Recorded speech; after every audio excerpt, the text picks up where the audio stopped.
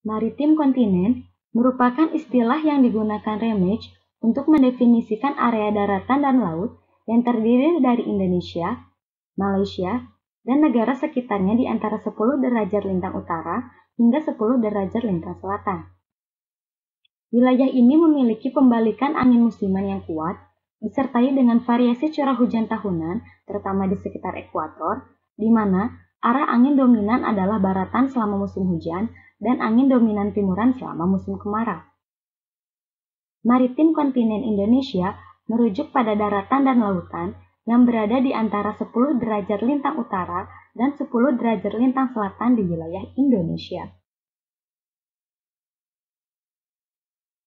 Variasi curah hujan di maritim kontinen Indonesia berada satu fase dengan musim hujan Australia Utara. Oleh karena itu, istilah monsun musim dingin BBU atau monsun Australia terkadang digunakan untuk menjelaskan monsun basah di kedua wilayah. Selama musim dingin BBU, pelepasan panas laten di atas maritim kontinen Indonesia dan bagian utara Australia adalah salah satu sumber panas utama atmosfer, yang merupakan komponen penting dari sirkulasi global.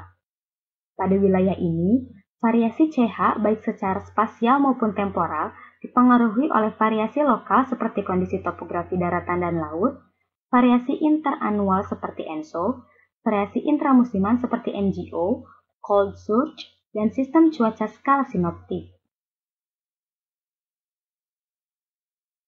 Apa yang akan dipelajari dari video ini? Pertama, klasifikasi klimatologi curah hujan. 2. Evolusi bulanan curah hujan. 3. Pengaruh variasi interanual dan variasi intersisonal dalam monsun seperti ENSO dan NGO. Iklim merupakan kondisi cuaca rata-rata di suatu wilayah. Dalam pengamatan iklim, curah hujan merupakan parameter paling sering digunakan untuk memahami variabilitas musiman di Indonesia. Pada skala waktu yang lebih panjang, curah hujan dapat menunjukkan variasi yang dipengaruhi oleh intramusiman, musiman, dan interanual. Adrian dan Susanto membagi klimatologi curah hujan Indonesia menjadi 3 wilayah iklim. Pertama, tipe iklim A yang dipengaruhi 2 monsun dengan curah hujan maksimum terjadi pada bulan Desember.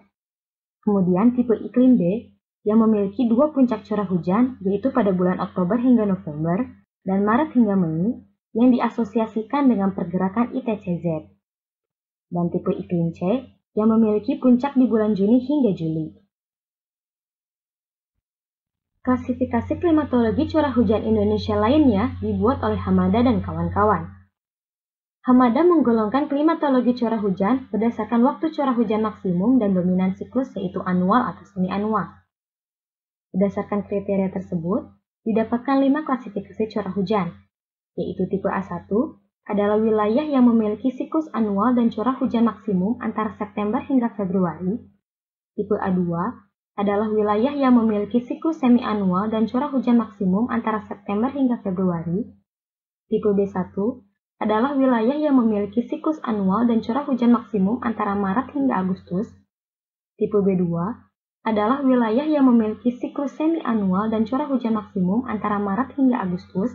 Dan tipe C adalah wilayah dengan batas musim hujan dan musim kering yang tidak jelas. Perbedaan siklus anual pada berbagai wilayah dapat terjadi karena pengaruh topografi seperti pada Pulau Sumatera, Sulawesi, dan Maluku.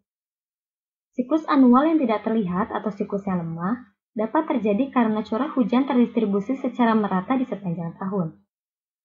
Contoh dari siklus anual yang lemah terjadi di wilayah Kalimantan bagian barat laut. Siklus semi-anual dipengaruhi oleh salah satu dari 2 faktor. Yang pertama, siklus semi-anual karena 2 monsun seperti di kontinen maritim bagian barat, dan yang kedua, siklus semi-anual yang terjadi karena pengaruh siklus matahari seperti di Sulawesi dan Halmahera. Benua maritim bagian barat berbatasan dengan Indochina di sebelah utara yang sering dianggap sebagai bagian dari rejim musim panas Asia. Pengaruh topografi yang kompleks dengan karakter maritim kontinen yang terdiri dari kepulauan membuat hujan yang turun secara musiman di Indonesia memiliki variasi geografis. Gambar menunjukkan curah hujan rata-rata bulanan untuk Januari, April, Juli, dan Oktober. Nilai curah hujan bulanan tertinggi di masing-masing titik berkisar antara 300 hingga 500 mm. Selama setahun, musim kemarau dialami sebagian besar wilayah maritim kontinen Indonesia selama periode tertentu, kecuali di wilayah Kalimantan dan Papua yang memiliki curah hujan tinggi sepanjang tahun. Gambar juga menunjukkan gradien curah hujan yang kuat pada semua waktu, seperti gradien curah hujan timur-barat di Filipina pada bulan Januari. Pola ini sebagian besar dihasilkan dari interaksi topografi yang tinggi dengan aliran monsun pembawa kelembaban di lapisan atmosfer bawah. Apabila dilihat kembali, daratan Asia di bagian tenggara membentuk land bridge atau jembatan darat di mana konveksi maksimum bergerak secara bertahap dari monsun musim panas Asia di India menuju musim dingin Asia atau musim panas Australia. Kondisi ini ditunjukkan dalam citra radiasi gelombang panjang atau ORR yang memperlihatkan perkembangan konveksi maksimum dari musim panas BBU pada bulan Juli ke musim dingin BBU pada bulan Februari. El Niño Southern Oscillation merupakan fenomena coupled laut atmosfer yang mempengaruhi variabilitas iklim global pada skala waktu interanual. Pengaruh fenomena terhadap curah hujan monsun dapat dilihat dari kekeringan atau banjir di suatu wilayah. Berdasarkan penelitian sebelumnya, monsun dan ENSO memiliki keterkaitan namun hubungannya masih jauh dari sempurna. Pada kondisi klimatologi musim panas Asia, zona curah hujan lebat terletak di pantai barat India, Teluk Benggala, Laut Cina Selatan. Sedangkan pada sirkulasi level bawah, terbentuk pusaran antisiklonik baratan skala besar di Samudra Hindia dan sirkulasi antisiklonik timuran di Pasifik Barat. Ketika terjadi El Niño, terdapat penguatan curah hujan di Samudra Pasifik Tengah dan penurunan curah hujan di wilayah maritim. Kondisi ini menghasilkan dipol curah hujan antara kedua wilayah tersebut. Akan tetapi, berbeda dari lautan, daratan tidak menunjukkan respon curah hujan sejelas di laut. Pada klimatologi musim panas Australia, zona curah hujan lebat berada di selatan ekuator, benua maritim, dan Australia bagian utara.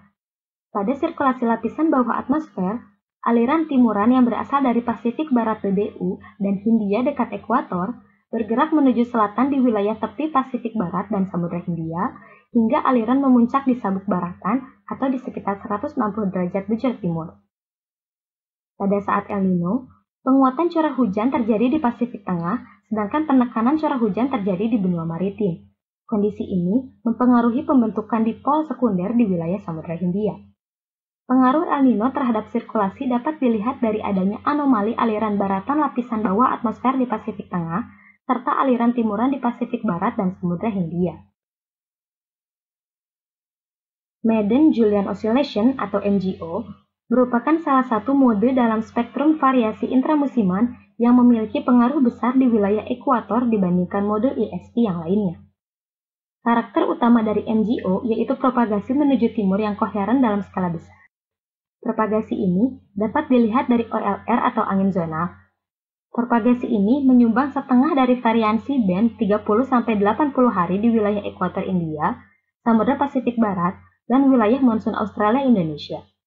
Pengaruh MJO semakin melemah ketika berpropagasi keluar wilayah tropis. MJO menghasilkan variabilitas magnitude burst dan breaks curah hujan seperti menambah atau mengurangi hari dalam satu burst dan break saat periode monsun.